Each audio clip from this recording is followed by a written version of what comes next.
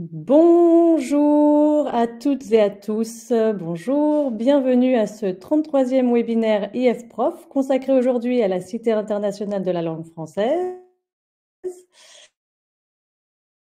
Alors, c'est le mois de mars, le mois où la francophonie bat son éventail d'activités pédagogiques, linguistiques, les alliances françaises, les instituts français de par le monde. Probablement vous-même avez prévu ou avez déjà organisé un certain nombre d'activités autour de la langue française et de la francophonie, puisque dans 2 jours, le 20 mars, nous célébrerons la Journée internationale de la francophonie.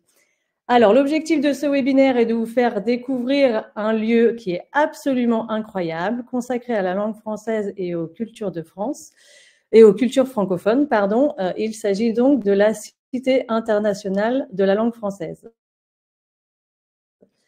Je suis Julie Fournier, chargée d'appui aux communautés d'enseignants à l'Institut français, basé à Paris, et j'ai l'honneur d'être accompagnée sur cette séquence de Aurore Jarlan, responsable du pôle langue française et plurilinguisme à l'Institut français, Monsieur Paul Rondin, directeur de la Cité internationale de la langue française, Madame Claire-Élise Hubert, responsable des publics et de la formation, ainsi que Jean Souvigné, chargé de formation à la Cité.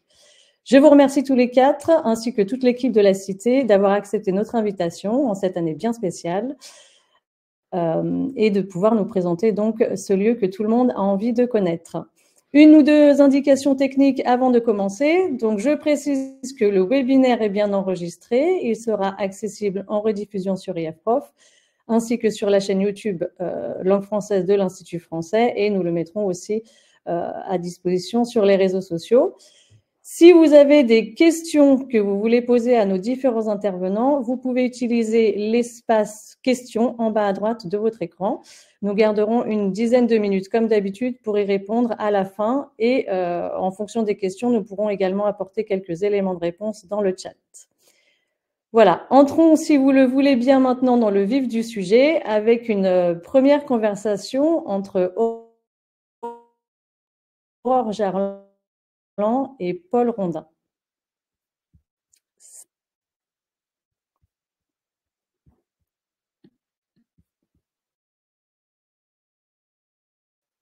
Alors, Hop, Aurore, on ne pardon. t'entend Voilà, pas. Je est-ce que crois c'est que bon? ton micro n'est activé. Parfait, bonjour. Voilà, Bonjour à tous c'est et mieux. bonjour à toutes. Merci Jolie pour l'organisation de ce 33e webinaire IF-Prof.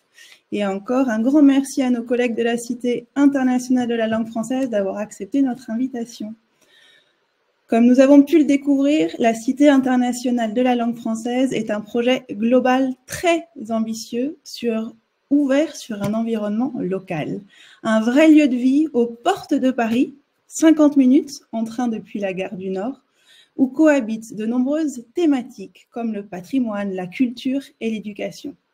Et c'est donc assez naturellement et avec enthousiasme que l'Institut et la Cité travaillent ensemble sur de nombreux projets, notamment en direction des enseignants de français et en français à travers le monde, c'est-à-dire vous, chers auditeurs.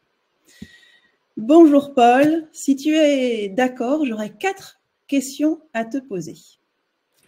Je ne te cache pas que nous avons ces derniers mois beaucoup entendu parler de la Cité et je crois que c'est un succès, un vif succès. Pourrais-tu, s'il te plaît, nous présenter la genèse du projet de la Cité entre sauvetage d'un château et création d'un équipement culturel dédié aux Français et aux cultures francophones? Oui, alors bonjour à toutes et à tous et merci de ce temps de parole. C'est vrai qu'on a beaucoup parlé de la Cité, j'espère surtout qu'on va beaucoup en parler encore et encore et encore et pendant des années, puisque c'est une maison, c'est une cité, c'est un port où l'on vient, dont on part chargé de plein de choses.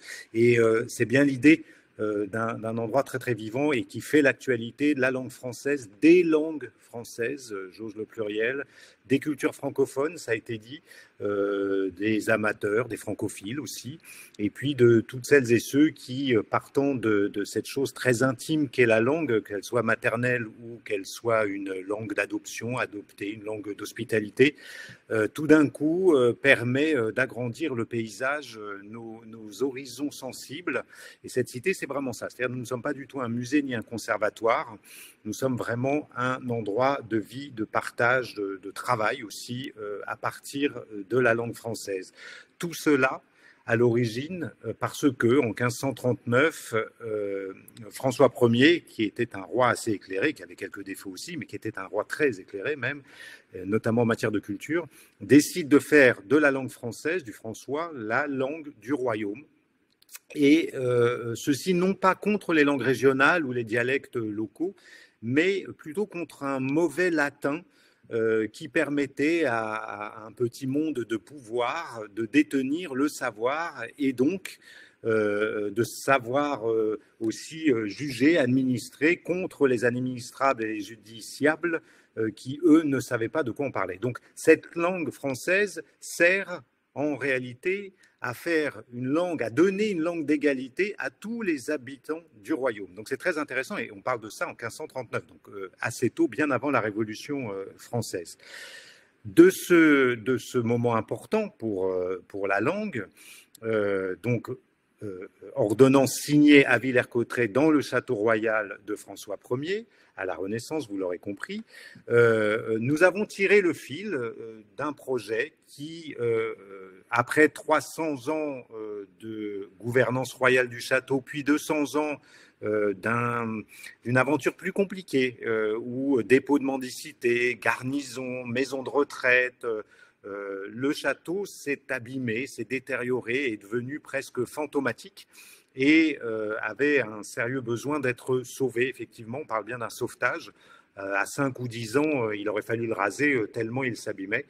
Mais aujourd'hui, sauver et restaurer un château de la Renaissance, même si c'est une chose importante, mais sans doute celui de Villers-Cotterêts d'ailleurs n'est-il pas le plus beau des châteaux de la Renaissance en France. Toutefois, il a cette particularité d'avoir, je le redis, vu naître l'acte de la langue française comme langue d'un territoire. Donc c'est ça qui a justifié ce sauvetage, cette restauration, non pas simplement pour rendre visitable à nouveau un château, un patrimoine, aussi intéressant soit-il, mais pour y installer un équipement culturel d'aujourd'hui.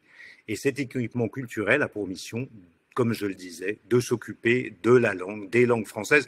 En fait, j'ai envie de dire de la langue, sans ajouter presque française. Je ne devrais pas dire ça, évidemment, je ne devrais pas vous dire ça, mais ce dont on s'aperçoit, et puisque le multilinguisme fait partie aussi de notre mission, ce dont on s'aperçoit au fond, c'est que c'est une extraordinaire expérience dans la langue et que ça permet, je parlais de l'intime que représente une langue pour chacun et chacune, ça permet au fond d'universaliser ce sentiment de notre propre langue qui n'est pas que passe-moi le sel, qui est aussi eh bien, une langue de l'amour, une langue du sensible, une langue, etc., etc. Donc voilà, en gros, comment est née d'une histoire à la Renaissance jusqu'à aujourd'hui cette Cité internationale de la langue française. Entendez bien, c'est une cité, donc un endroit de vie, international, arrive avant langue et avant française. Donc c'est vraiment un équipement qui s'adresse à toutes les personnes que ça intéresse dans le monde. Merci Paul. Effectivement, la Cité internationale, vraiment un lieu de vie. Maintenant, est-ce que tu pourrais nous expliquer en quoi la Cité internationale de la langue française est-elle un modèle à part entière, et si je comprends bien, un modèle en pleine construction ou co-construction? De manière assez facile, je vais vous dire, c'est un modèle. On le dira après. Est-ce qu'il sera modélisant, ce projet? Je l'espère. Disons qu'il n'a pas de modèle sur lequel il s'appuie, à part un grand frère ou une grande sœur qui est le musée de la langue portugaise au Brésil, qui nous précède, qui n'est pas tout à fait comme la Cité internationale, mais dont on s'est inspiré. D'ailleurs, nos amis brésiliens sont venus la semaine dernière discuter avec nous de ce qu'on pourrait faire, notamment sur la question de la diversité des langues, puisque vous savez, le Brésil est une terre très très riche en langues. Bref, je reviens à mon affaire. Pourquoi ça pourrait être un modèle? Simplement parce que nous ne sommes pas un musée, nous ne sommes pas un conservatoire, nous sommes un endroit de vie de la langue. Et ça, cette manière de faire, cette manière de dire que nous ne sommes pas à l'endroit de la conservation, que nous sommes à l'endroit de l'observation, de la mise en valeur et de l'animation, donc de l'incarnation de la langue comme elle se fait, c'est ça que nous sommes en train d'inventer.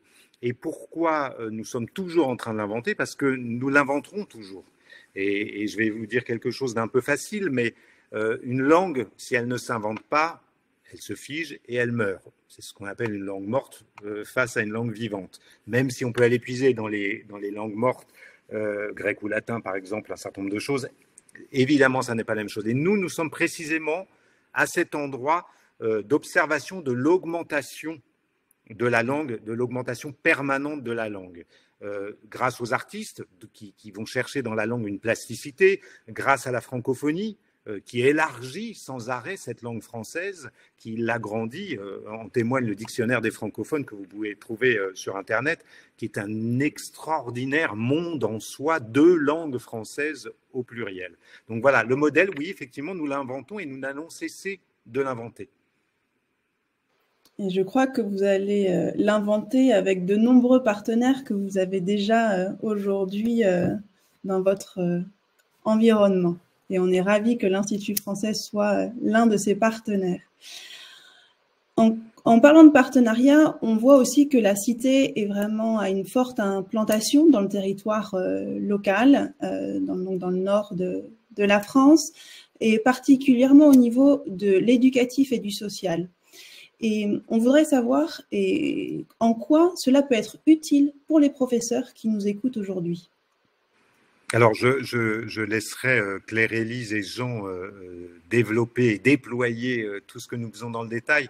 Mais là où cette question est évidemment extrêmement importante, c'est que j'ai insisté sur l'aspect international et langue monde que représente le français. C'est-à-dire, on ne cesse de dire le français n'appartient pas à la seule France et aux Français, mais bien au monde. Et c'est Kateb Yassine qui l'a dit en premier quand il a dit « Mon butin de guerre à l'issue de la guerre d'Algérie, c'est le français ». Donc cette langue aujourd'hui appartient à d'autres qu'aux Français. Et c'est ça qui est assez merveilleux. Mais elle appartient aussi ou doit appartenir au territoire qui accueille cette cité, en effet.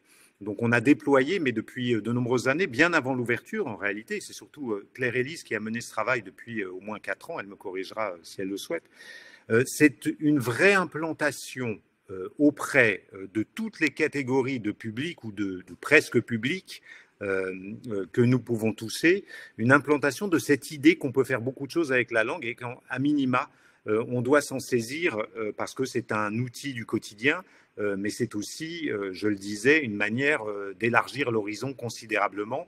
Et puis, sur des terres où tout n'a pas toujours été joyeux, puisque c'est une terre de guerre mondiale, tout n'est pas simple parce que c'est une terre qui économiquement a souffert, eh bien peut-être que par sa langue, une fois encore j'insiste, hein, langue maternelle ou langue d'adoption, on doit pouvoir retrouver fierté, dignité, et la cité peut permettre ça.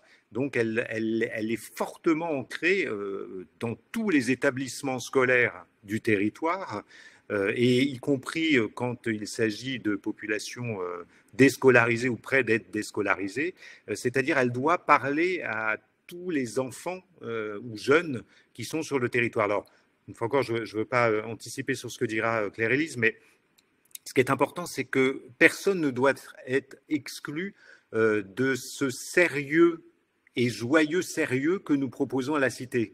Je dis ça parce que nous ne sommes pas un lieu d'éducation, mais nous sommes aussi un lieu d'éducation. Nous ne sommes pas un lieu de formation, mais nous sommes aussi un lieu de formation.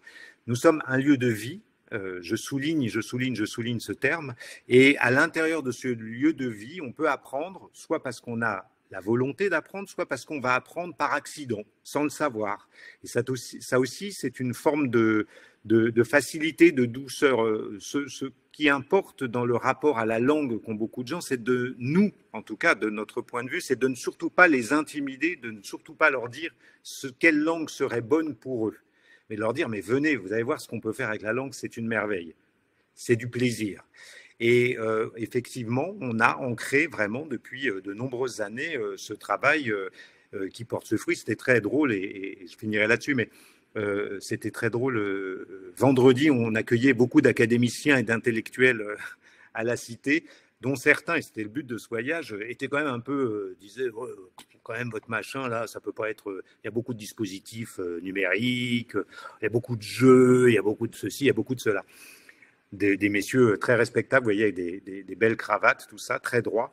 Et on les a lancés dans le parcours permanent de la langue française, et il y avait plein de gamins. Il se trouve qu'on n'a évidemment pas arrêté les visites, et il y avait plein de gamins d'école qui étaient là, et qui leur expliquaient à ces vieux messieurs très dignes comment on pouvait jouer avec un poème d'Apollinaire, et qui leur expliquaient comment on pouvait trouver dans tel ou tel jeu tel ou tel auteur, telle histoire, tel...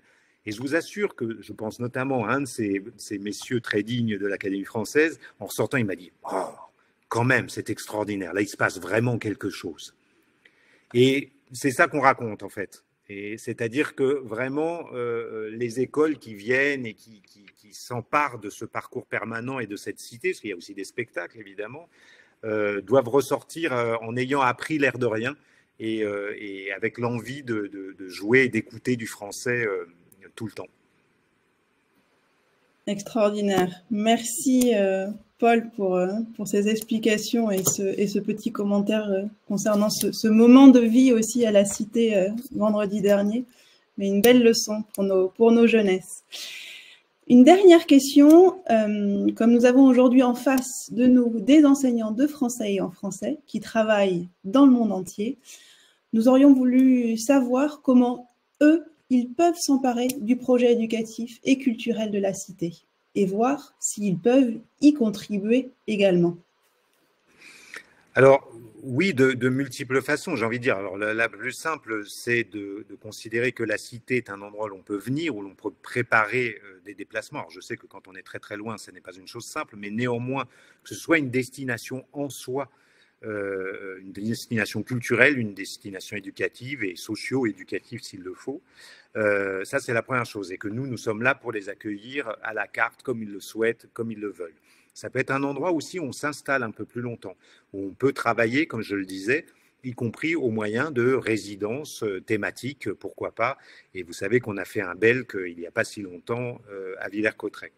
Et puis, ce sont des ressources que nous pouvons mettre à la disposition des enseignants, de ceux qui accompagnent les enseignants, de ceux qui partagent des cours ou des ateliers à partir de la langue française. Et enfin, ce sera, je l'espère d'ailleurs, au moins dans une version bêta au moment du sommet de la francophonie en octobre 2024, ce sera le parcours dématérialisé de la langue française, qui devrait être un outil dont pourront s'emparer absolument toutes les personnes dans le monde qui souhaitent utiliser les ressources de la Cité. C'est-à-dire c'est une forme de parcours permanent de la langue, les 1200 mètres carrés qui sont au château de Villers-Cotterêts, tout d'un coup condensés en un parcours dématérialisé avec un certain nombre des dispositifs qui existent dans la réalité. Donc ça, c'est une chose que nous sommes en train de fabriquer avec l'Institut français d'ailleurs, et qui pourra être un outil, celui-ci, loin de la Cité et partout dans le monde. Voilà, ça, ce sont quelques-unes des pistes. Après, je laisserai Claire-Élise et Jean vous en développer d'autres. Bon, et ben merci en tout cas, Paul, pour ton temps. On est ravis d'avoir pu expliquer ce que la Cité internationale de la langue française est aujourd'hui. Et nous retrouvons, si je ne me trompe pas, la semaine prochaine, où nous venons le jeudi prochain avec 50 de nos collègues du réseau pour leur faire découvrir aussi ce qu'est la Cité internationale de la langue française. Donc, un grand merci. Belle semaine de lancement de la francophonie et je laisse la parole à Julie. Alors, juste, Aurore, je vais rebondir sur ce que disait Julie tout à l'heure. Nous, vous savez, la francophonie, c'est un festival permanent et toute l'année à la Cité. Je le dis pour ceux qui rateraient la semaine. Parfait, un grand merci.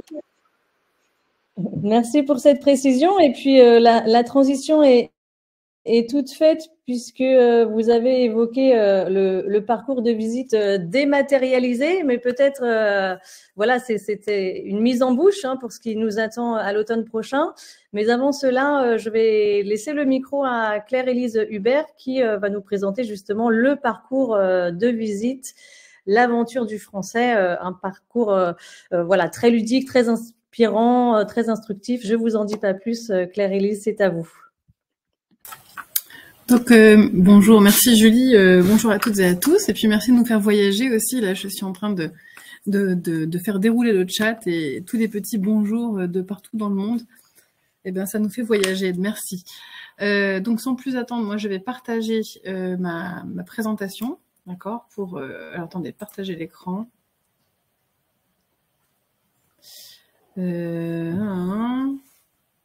Attendez.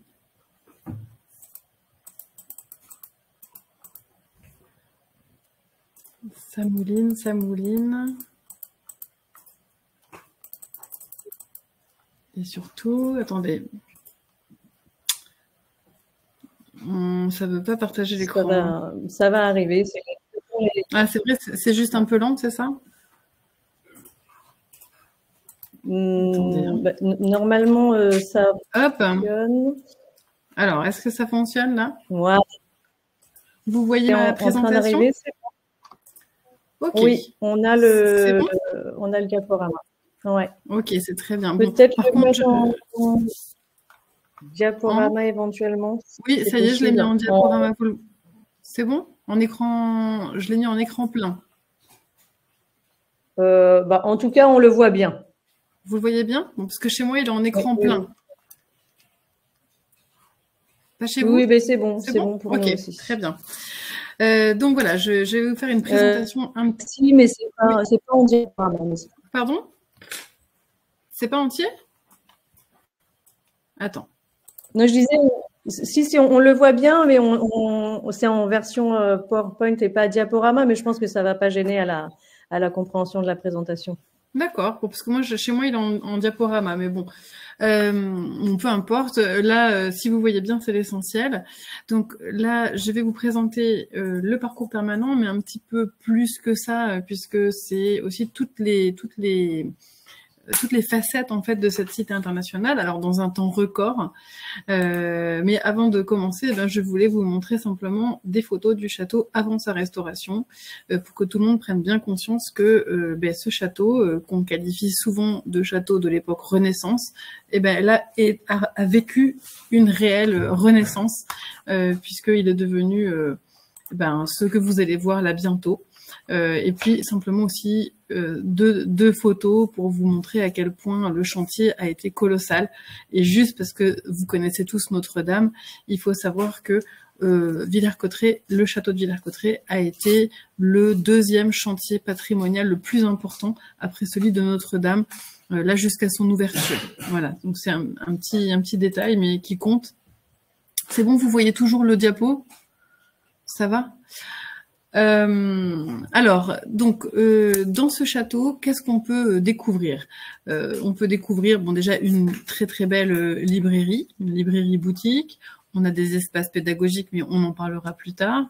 On a des espaces de résidence aussi, des ateliers de travail, mais on en parlera un petit peu plus tard. Mais l'attraction principale, en plus d'une programmation artistique dans un auditorium, que là aussi on verra tout à l'heure, c'est le parcours permanent sur la langue française, qui est aussi enrichi d'une salle qui s'appelle Un château, un territoire, sur, bien sûr, l'histoire du lieu, puisque cet équipement culturel, qui est la Cité internationale, est installé, abrité dans le château qu'on appelle François Ier, justement, comme le disait Paul tout à l'heure, puisque François Ier y a signé un document fondateur pour la politique linguistique du français, qui est l'ordonnance de Villers-Cotterêts en 1539. Et donc, dans cette salle qui est consacrée à l'histoire du château, vous avez une frise chronologique. Vous pouvez, voyager aussi sur le territoire, voir le lien de ce château avec d'autres châteaux. Aussi d'apprendre que le sud de l'Aisne, donc c'est notre petit département, de France, eh bien, il est très riche en c'est une terre d'écrivains. Et Alexandre Dumas, que vous connaissez tous, enfin toutes et tous, eh bien, il est né à Villers-Cotterêts. Donc voilà, ça c'est aussi important de le dire. Et donc, je vais passer assez rapidement donc sur cette salle, mais enfin, il faut savoir qu'elle existe et elle est un peu en préambule de ce parcours permanent dédié à la langue française. Alors, le parcours permanent dédié à la langue française, eh bien, il commence comme ceci, avec la photo que vous voyez à gauche, qui vous rappelle bien évidemment le tableau des départs, d'ailleurs qu'on a appelé le tableau des départs dans un aéroport, puisque c'est une réelle invitation au voyage qu'on vous propose là, avant de rentrer dans ce parcours permanent. Alors, ce parcours, il est complètement interactif et on ne voyage pas à travers l'histoire de la langue française, mais bien à travers des thématiques, en fait, qui mettent en valeur la diversité, la richesse, la capacité de la langue à se métamorphoser en permanence, et donc c'est ça le parcours permanent. C'est pas du tout une histoire revisitée de la langue, mais c'est bien des thématiques qui montrent en fait toute sa vivacité. Le parcours permanent, enfin le projet scientifique n'est pas tombé du ciel, hein, c'est le fruit du travail d'un commissariat scientifique qui est composé de 4 personnes, dont une académicienne, Barbara Cassin, Xavier North, qui est l'ancien délégué général de la langue française et des langues de France, donc la DGLFLF, que vous connaissez sans doute, Hassan Kassi Kouyaté, le directeur du Festival des Francophonies en Limousin, et puis Zéev Gourarié, l'ancien directeur scientifique du MUSEM. Donc chacun avec ses spécificités, voilà, ont créé ce parcours permanent, qui ensuite a été modélisé, scénographié, mais bon, ça c'est une autre histoire. Et la scénographie, vous allez pouvoir la découvrir dans les slides, dans les diapos, pardon, qui suivent. Quelques chiffres quand même. Ce parcours permanent, Paul l'a dit tout à l'heure, il s'étend sur 1200 mètres carrés. Donc voilà, il est représenté ici, ce parcours permanent. Il est jalonné, donc à l'intérieur de ce parcours, il existe une centaine d'œuvres, donc ça peut être des objets, des toiles, des tentures, voilà, donc ça c'est important, c'est-à-dire que souvent on se positionne non pas comme un musée, mais comme un lieu de vie, une cité, mais dans ce parcours permanent, eh bien, on a quand même des œuvres, mais elles servent simplement le propos sur la langue. Voilà. Et à part ça, eh bien, on a ces 60 dispositifs audiovisuels et numériques interactifs. Voilà. Donc, ce parcours permanent se divise en 3 parties. La première qui est représentée ici en orange et qui s'appelle voilà une langue monde, une plongée dans la donc c'est une plongée dans la francophonie où là on peut voir la diversité de la langue, la capacité de la langue française à dire des émotions, à exprimer des émotions, mais aussi à créer donc à travers la littérature et la chanson en français. Donc ici, par exemple, vous apercevez un dispositif qui est très très populaire et qui s'appelle la bibliothèque magique et qui abrite à lui tout seul d'autres dispositifs sur les fables, les contes, les figures de style, les figures littéraires, etc. On a aussi là les marionnettes représentant les 3 mousquetaires, D'Artagnan et Milady, voilà que vous reconnaissez sans doute. Et ce dispositif-ci, où on peut aller explorer la chanson en français à travers l'espace francophone. Voilà, donc ça c'est cette première partie du parcours. Hop. On est toujours dans cette première partie, mais on progresse à l'intérieur. Donc, dans cette partie aussi, on voit tous les apports de la langue française aux autres langues. Et ce dispositif-là aussi est assez populaire. C'est un mur composé d'objets qui représentent des mots ou des concepts, en fait. Enfin, ce sont, oui, voilà, des concepts qui se retrouvent dans les langues étrangères. Par exemple, le mot boutique, le mot maquillage, le mot déjà vu, etc. On en a une centaine à peu près. Et vous utilisez tous dans vos langues maternelles des mots en français, même sans le savoir. Enfin, vous le savez puisque vous êtes professeur de français. Donc voilà. Mais donc ça, c'est un dispositif très très ludique. Et puis ici, une galerie des francophones qui nous permet en fait d'aller écouter la langue française à travers l'espace francophone et puis de découvrir des expressions aussi qu'on ne comprend pas toujours. Voilà, des expressions idiomatiques qui font beaucoup rire les visiteurs. Ensuite, si on progresse dans ce parcours, on arrive dans l'autre séquence, hein, donc voilà, qui est en violet et en jaune, qui là exprime la capacité de la langue à se modifier en permanence, c'est-à-dire à renouveler, à se renouveler en permanence. Donc il y a des mots nouveaux qui apparaissent régulièrement selon l'actualité. On a vu beaucoup de mots nouveaux apparaître en français, mais aussi dans les autres langues. Lorsque, par exemple, on a tous vécu la pandémie, eh bien il y a des nouveaux mots qui sont apparus dans le dictionnaire suite à ça. C'est un bon exemple.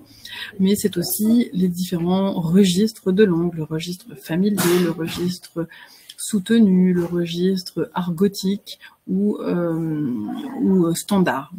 Voilà, on explique aussi pourquoi à un moment dans l'histoire on a dû créer des dictionnaires, des grammaires, justement pour normer un petit peu la langue et unifier son utilisation.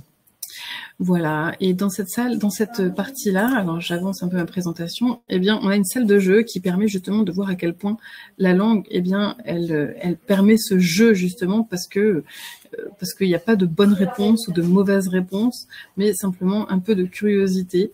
Et tous ces jeux permettent de titiller la curiosité. Là, ici aussi, c'est pareil. On a une salle dédiée aux anglicismes. À savoir, on a des situations et puis dans ces situations, on emploie souvent des mots en anglais, genre le week-end, le brunch, etc. Et on s'interroge simplement sur, tiens, est-ce qu'on pourrait pas inventer de nouveaux mots ou utiliser des mots qui existent déjà, mais pour remplacer ce terme en anglais. Voilà. Et puis on a un petit clin d'œil aussi à Molière dans cette partie du parcours permanent, puisque vous savez qu'on dit souvent que le français est la langue de Molière, et donc on va s'interroger un petit peu sur pourquoi Molière et pas un autre. Et on montre en fait à quel point Molière est resté actuel, contemporain. Dans ces thématiques traitées, la place de la femme dans la société, les accents, les registres de langue aussi. Voilà. Et là, on rentre dans la troisième séquence qui raconte beaucoup plus le lien entre État et langue française, donc le pouvoir, les politiques linguistiques, la place des langues régionales, la place des langues aussi et du multilinguisme.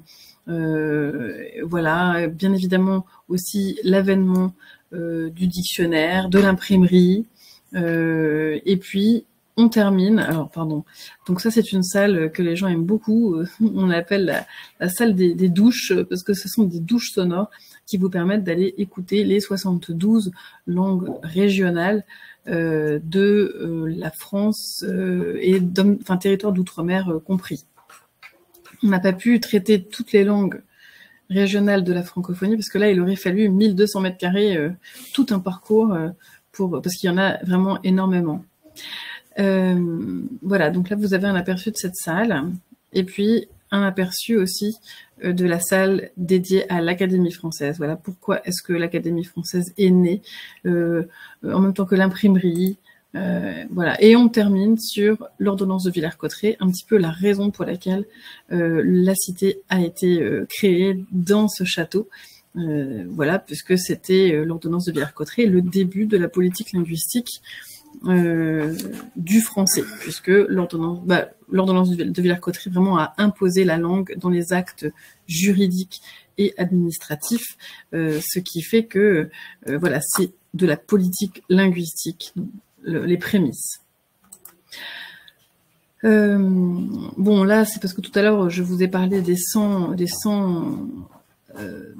des 100 objets ou toiles ou œuvres d'art qui jalonnent le parcours permanent. Donc simplement cette diapositive pour vous montrer d'où viennent tous ces prêts ou ces dons.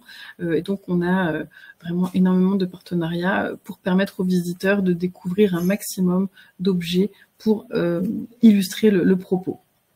Voilà, donc ça vraiment en très très rapide, eh bien c'était le parcours permanent sur la langue française. Et ici, comme l'a dit tout à l'heure Aurore, eh bien il est question bientôt d'avoir une version dématérialisée, donc une version voyageuse du parcours permanent pour permettre à un maximum de monde de pouvoir en profiter.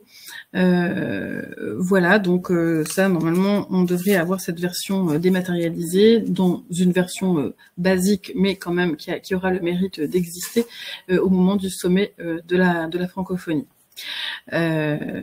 Voilà, et là, tout à l'heure, je vous ai parlé de la programmation artistique. Alors, elle est accueillie très souvent dans l'auditorium, donc c'est important de savoir qu'on a un auditorium qui n'est pas une salle de spectacle à proprement parler, mais qui peut être utilisé de manière très très différente pour des colloques, des séminaires, des rencontres, voilà. Et juste un petit exemple par rapport à la programmation culturelle, on a reçu Daniel Auteuil récemment.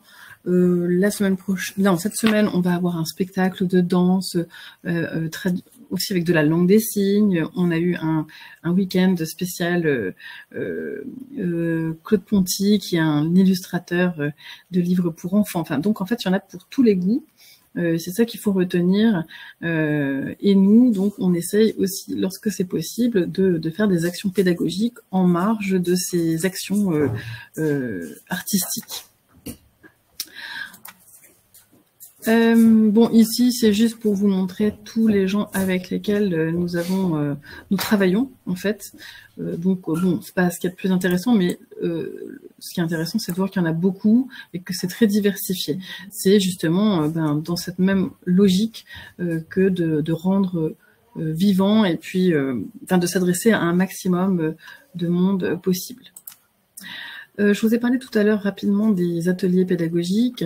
Donc nous avons des salles à la Cité internationale qui permettent des rencontres ou des ateliers, des formations. Donc voilà, vous en avez un aperçu. Donc ce sont de beaux espaces. Voilà.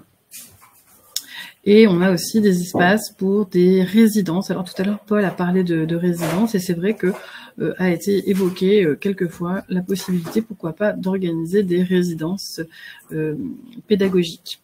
Voilà, c'est un exemple. Voilà, ça typiquement, voilà, c'était ce qui pouvait alimenter mon propos. Hop, et puis je vais aller dans la dernière slide. Et puis, j'ai vu qu'il y avait des questions tout à l'heure, si on peut aussi répondre à des questions. On en a vu une sur un escape game, entre autres. Mais voilà, si vous avez des questions, n'hésitez pas. Je vais arrêter de... Ouais. Merci beaucoup, Claire-Élise, pour ce voyage à travers le parcours. C'est vrai que ça donne très envie de le découvrir in situ et si on n'a pas la possibilité de se déplacer, effectivement, on attendra avec impatience la version dématérialisée. Je pense pouvoir dire sans trop me tromper que nous aurons peut-être l'occasion d'organiser un webinaire spécifique sur ce parcours dématérialisé lorsqu'il aura vu le jour. Comme ça permettra de présenter voilà, aux enseignants qui sont là aujourd'hui ou qui n'ont pas pu venir d'en avoir connaissance. Et puis, si vous voulez bien, je suis en train de noter les quelques questions qui sont effectivement apparues dans l'onglet spécifique et on gardera de 5-10 minutes à la fin pour y répondre. Certaines questions auxquelles Jean va déjà pouvoir répondre dans sa présentation, puisque Jean Souvigné, tu vas nous parler des dispositifs et des ressources voilà, spécifiques pour les enseignants. Donc, je te laisse le micro.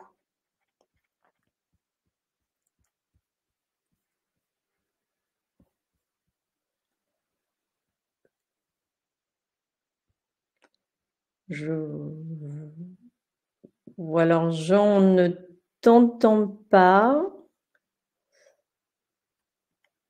En bas à gauche, il y a le petit onglet micro. Nous voyons que tu le cherches, par contre. Ça marche. Voilà, c'est bon, très bien. Désolé. Parfaitement. Oui, exactement. Ça arrive. Ma petite intervention, ça serait pour vous présenter quelques ressources pour vous, professeurs, pour vous donner des petites billes, des petites informations sur toutes les ressources qui sont disponibles à la Cité et toutes les ressources que vous pouvez utiliser en classe pour travailler autour de la Cité, pour présenter la Cité, pour faire vivre la Cité. Donc, je vais commencer par la première. Je vais partager mon écran. Hop. Très bien. Hop. Comme pour Claire-Élie, ça prend un peu de temps. Je vous demande un tout petit peu de patience. Donc, cette première ressource s'appelle Voyage en langue française. Donc, c'est un dispositif numérique innovant que l'on a créé, qui a été créé au début pour la création de la Cité internationale de la langue française. Et cet outil est développé pour les personnes de niveau B1, pour les apprenants en français, de français langue étrangère et seconde de niveau B1. Et donc c'est une plateforme, de micro-apprentissage et le but, donc le micro-apprentissage, c'est acquérir des connaissances grâce à des contenus multimédia. Donc ça peut être de la vidéo, ça peut être des galeries photos, de la musique, du dessin, toutes ces choses-là. Et vraiment, comme pour répéter ce que Paul et Claire-Élise ont déjà dit, c'est l'aspect ludique. On a voulu mettre en avant le fait que l'on peut s'amuser avec la langue française, que l'on peut découvrir de nouvelles choses avec la langue française. Et pour répéter ce qu'a dit Paul, c'est ça, c'est le but ultime de cette plateforme, c'est apprendre l'air de rien. C'est vraiment cette idée d'avoir des petites touches que vous pouvez utiliser en début de classe, en fin de classe, que vous pouvez utiliser comme devoir à la maison, des petites touches sur la langue française, sur différentes parties de la langue française, différents contenus, différents thèmes autour de la langue française en classe. Je suis vraiment désolé, ça prend beaucoup de temps. C'est dommage. Hop, hop, hop. Voilà, je vous la montre. Voilà, ça sera plus simple. Oui. Est-ce que tout le monde la voit? Voilà. Là, c'est bon, on la voit bien, effectivement. Et ceux qui veulent voir un peu plus grand, vous pouvez aussi fermer l'onglet chat avec la petite croix. Ça va agrandir votre écran. Mais on la voit très bien. Très bien. Et ben, donc, comme je vous ai dit, le public, c'est des personnes, des apprenants de français langue étrangère A2+ B1. Et donc, deux objectifs, c'était de proposer des contenus de médiation pour donner envie de venir à la Cité, mais également favoriser l'accessibilité des contenus, les contenus dont Claire-Élise vient de parler, et puis aussi donner quelques petites notions culturelles, linguistiques, historiques autour de la langue française et de la francophonie. Cette plateforme, je préfère le préciser tout de suite, des caractéristiques intéressantes, cette plateforme est gratuite. Et cette plateforme est très facile d'accès. Il vous suffit simplement d'un courriel, d'une adresse électronique et d'un mot de passe, et puis vous ou vos apprenants sont connectés. Donc c'est très facile d'accès et elle est gratuite et elle est disponible. Vous pouvez vous connecter autant de fois que vous le souhaitez. Le parcours, je vous le montre rapidement. Donc elle est divisée en deux parties. Et à l'intérieur de deux parties, il y a 4 chapitres. Et donc, je vais vraiment faire très rapidement, parce que c'est pas le but, c'est simplement de vous donner envie d'aller sur cette plateforme et de l'utiliser. Mais à l'intérieur, les contenus, vous avez un tour d'horizon de la place du français dans le monde. Vous avez la découverte des accents régionaux et des accents francophones grâce à la chanson, grâce à la musique. On parle du voyage des mots, les mots français qui sont populaires ou qui sont utilisés à l'étranger, mais l'opposé également, l'apport de deux langues étrangères dans le lexique français. Et les deux exemples pris, c'est à quel point la langue arabe et la langue anglaise influencent le lexique français. On parle évidemment la référence à l'ordonnance de Villers-Cotterêts, quand on parle de l'évolution de la langue, il y a aussi l'évolution de la prononciation, comment le français a évolué dans sa prononciation grâce à des figures historiques. Donc vous trouverez cet exemple-là qui est assez incroyable techniquement ou scientifiquement, c'est dans l'aventure du français, le chapitre numéro 5. Il y a quelques informations, un peu de travail des jeux autour du genre, autour du niveau de langue, l'apport des nouveaux mots. Donc voilà, à l'intérieur, vous avez une nouvelle fois, de manière très ludique, vous avez tous ces thèmes qui sont abordés. Évidemment, c'est une plateforme où l'écrit est important. Donc, c'est également vous en tant que professionnel. Donc, c'est une manière de travailler la compréhension écrite. Donc, vous le voyez.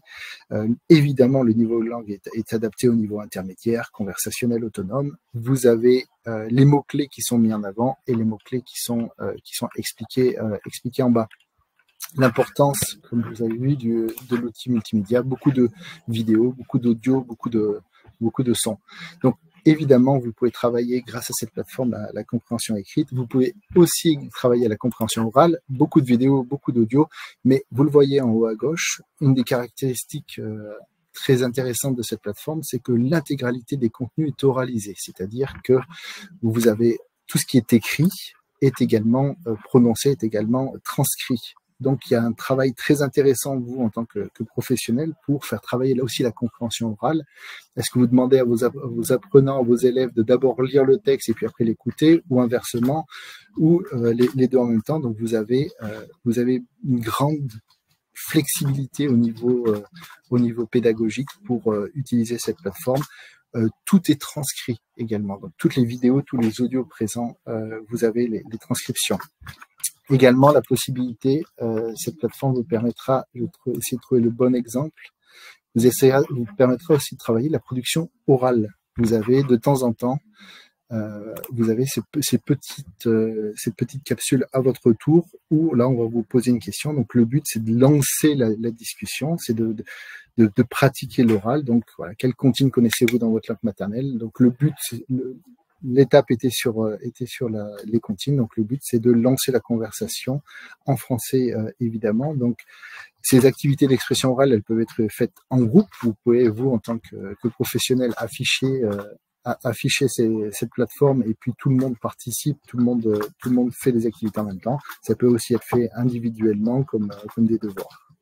Donc voilà, grâce à cette plateforme, vous pouvez travailler 3 des 4 compétences, donc la compréhension écrite, la compréhension orale et la production orale.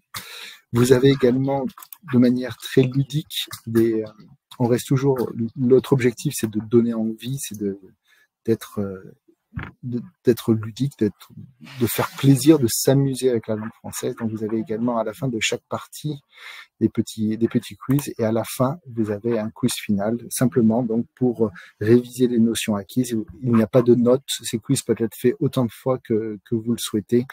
Donc, le but, c'est de s'amuser avec la langue française et un petit bonus, vous avez un petit certificat à la fin. Vous, en tant que professionnel, vous avez accès à toutes les sources. Enfin, tout le monde a accès à toutes les sources, mais vous pouvez accéder aux sources. Si vous sentez que vos élèves, vos apprenants ont un intérêt particulier sur un des thèmes abordés sur cette plateforme, vous pouvez aller chercher la source, vous pouvez aller chercher la chanson, l'audio, le texte, et puis prolonger ce qui est proposé par la plateforme. Je voudrais, donc voilà, pour Voyage en langue française, on vous mettra dans le chat le lien. Allez-y, n'hésitez pas à utiliser cette plateforme le plus rapidement possible. Un dernier point intéressant également dans la progression, dans l'utilisation de cette plateforme, c'est qu'il n'y a pas de progression dans la difficulté linguistique. Donc, vous êtes également, vous, libre d'utiliser, de commencer à travailler le chapitre 6, puis aller travailler le chapitre 2, puis terminer par le chapitre 3. Donc, vous êtes complètement libre dans la progression, dans l'utilisation, puisqu'il n'est pas nécessaire d'avoir fait le chapitre précédent pour comprendre le suivant. Donc, vous pouvez aller picorer les étapes, les informations, le contenu que vous souhaitez sur cette plateforme. Je voudrais, dans une deuxième ressource à votre disposition, j'espère que vous le voyez toujours, si vous voulez mettre en avant 2 choses, si vous voulez mettre en avant le chantier de restauration du château et un peu travailler sur la professionnalisation du français, nous avons fait des vidéos en coproduction avec TV5 Monde qui s'appellent « À chacun son métier » sur une nouvelle série donc sur la restauration d'un lieu historique, donc pour mettre en avant les métiers du bâtiment, couvreur, maître chien, architecte, tailleur de pierre. Il y a 10 vidéos au total de 6 minutes. Donc c'est très intéressant, une fois, pour donner envie, pour mettre en avant tous ces métiers de la restauration d'un monument du patrimoine français. Ces vidéos ont également été didactisées. Elles sont disponibles sur le site internet de TV5 Monde pour travailler la professionnalisation, le français professionnel, donc pour deux niveaux, A2 à l'oral et A1.1 à l'écrit. Donc, vous allez sur le site de TV5 Monde, enseigner avec TV5 Monde, enseigner le français grâce à TV5 Monde. Vous avez accès à ces vidéos également sur le site internet. Donc, elles sont réduites, déjà didactisées pour un niveau, comme je vous ai dit, à l'oral A2 et à l'écrit A1.1. Je reste sur le site, sur la page de la Cité internationale sur YouTube. Vous voyez, vous avez également de nombreuses autres vidéos à votre disposition, pas toujours nécessairement didactisées, mais vous avez une web-série sur les mots voyageurs, vous avez des expressions francophones. Si vous souhaitez présenter la cité à vos apprenants, vous avez une très très belle vidéo, une très très belle bande-annonce. Une très très belle vidéo de bande-annonce. Oh, excusez-moi, on vient de me dire que on ne voyait pas la bonne page. Donc je vais la remettre. Oui, je vais te dire, oui. Tac. Ouais, merci beaucoup. Donc, alors, voilà. j'ai mis dans le chat, voilà, les liens dont tu parlais tout à l'heure, Jean, en attendant que ça. Donc ici, donc sur la page YouTube de la Cité internationale, donc ici à chacun son métier, vous avez les vidéos donc de 6 minutes. Vous avez également, je vous conseille la web-série Les mots voyageurs et les expressions francophones de très très très bonne qualité, très ludiques, qui vont vous permettre de jouer avec vos apprenants. Comme je dis, si vous souhaitez faire une présentation de la cité, notre dernière vidéo, une vidéo de présentation de la cité qui est très très très intéressante. Je vous conseille vivement de l'utiliser en classe. Et pour de manière plus générale, les ressources, d'autres ressources, c'est tout simplement notre Instagram, où là également vous n'avez pas nécessairement des pages didactisées, mais elles sont d'excellente qualité, et vous avez des contenus qui sont constamment mis en jour. Donc n'hésitez pas à vous abonner sur notre page YouTube évidemment, et notre page Instagram. Et pour le contenu également, notre site internet, si vous allez dans l'onglet découvrir, vous avez une manne assez incroyable de ressources autour de la cité. Donc c'est à vous de faire votre shopping, d'aller chercher les informations que vous le souhaitez. Je peux mettre en avant la cité en BD qui est très intéressante pour travailler ce qu'est la cité internationale, ou des expressions de la langue française, ou le lien avec la langue française et la langue anglaise pour des niveaux débutants, puisque le passage grâce à la bande dessinée, grâce à l'image, permettra de travailler ça pour des niveaux A par exemple, mais vous avez beaucoup d'autres choses pour des niveaux beaucoup plus avancés. Vous avez également des podcasts. Donc n'hésitez pas à aller sur nos réseaux sociaux et sur notre site internet pour travailler pour trouver le maximum de ressources. Voilà pour moi. Magnifique. Merci beaucoup, Jean. Vraiment une richesse de ressources à la fois pédagogiques et brutes pour les enseignants de français et en français. Merci beaucoup. Alors, il y a eu quelques questions dans le chat que je vous fais remonter. Alors, certaines ont déjà été répondues. Il y avait quelques enseignants qui nous demandaient le nom de la plateforme de micro-apprentissage. Voilà, donc c'était Voyage en langue française, hein, si je ne me trompe pas. Et voilà, on a indiqué donc dans l'onglet chat le lien vers le site de la cité où ils peuvent retrouver toutes les informations pour accéder à cette plateforme. On a une question également plutôt pratique sur les horaires d'ouverture à laquelle quelqu'un a pu répondre, hein, donc les horaires de 10h à 18h. Voilà, si c'est bien ça. De toute façon, il vaut mieux, dans tous les cas, avant une visite, aller sur le site internet dans l'onglet info pratique, hein, en général, parce que on n'est pas à l'abri d'un jour férié ou voilà, d'horaires un petit peu spécifiques en fonction des jours. Et Claire-Élise, donc tu voulais peut-être ajouter quelque chose. Je voulais juste préciser que, en fait, si vous vouliez faire des visites de groupe, eh bien, il valait mieux réserver très en amont, et ça, c'est possible en contactant notre service de réservation. Donc, toutes les informations pratiques sont sur le site internet, et c'est vrai que plus vite vous pouvez réserver une visite, même libre, parce qu'on a des visites libres, mais aussi des visites avec médiatrices, d'accord? On n'a que des médiatrices, et aussi des visites ateliers, mais attention, vraiment bien s'y prendre à l'avance, ou alors vous pouvez aussi venir en visite libre, et là les ressources dont Jean vous a parlé juste avant, eh bien elles peuvent servir à préparer cette visite justement. Voilà. Et les horaires, sinon on ferme à 18h30, mais la dernière entrée dans le parcours permanent de mémoire, je crois que c'est 17h15. 17h15, voilà. Ma mémoire ne flanche pas. Voilà. D'accord. Merci Claire-Élise. Peut-être une info pratique. À ton avis, il serait prudent de réserver à peu près combien de temps à l'avance si on veut organiser une visite de classe Alors, une visite de classe, en fait, comme pour les scolaires en général, on a beaucoup de scolaires qui viennent nous voir et on leur conseille de réserver au moins 2 mois à l'avance.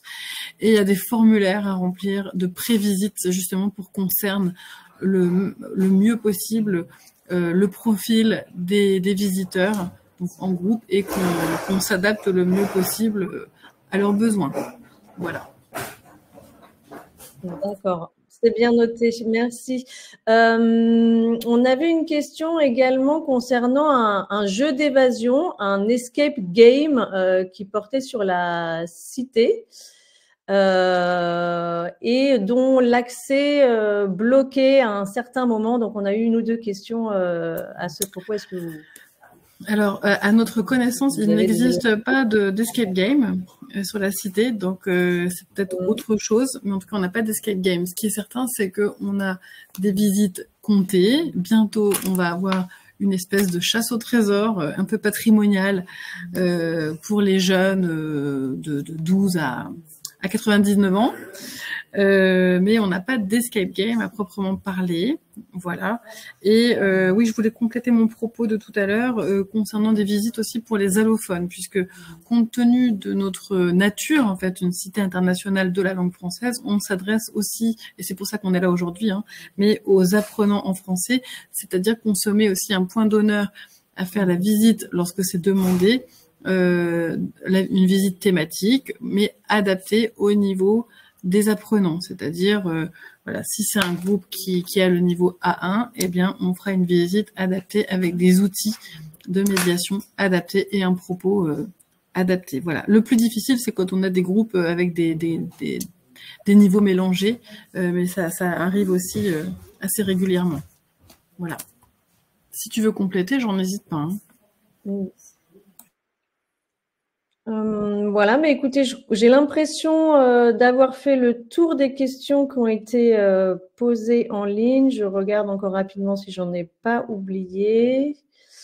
Je crois que c'est bon. Alors, oui, donc la question des attestations de participation, puisqu'elle nous est posée ici par un enseignant, effectivement, alors ça c'est géré par la plateforme IF Prof et pas par la cité internationale, mais effectivement, vous pouvez nous les envoyer à l'adresse, nous envoyer une demande à l'adresse habituelle. Ma collègue Adeline va mettre l'adresse dans le chat, et puis ceux qui la demanderont, effectivement, auront une attestation de participation.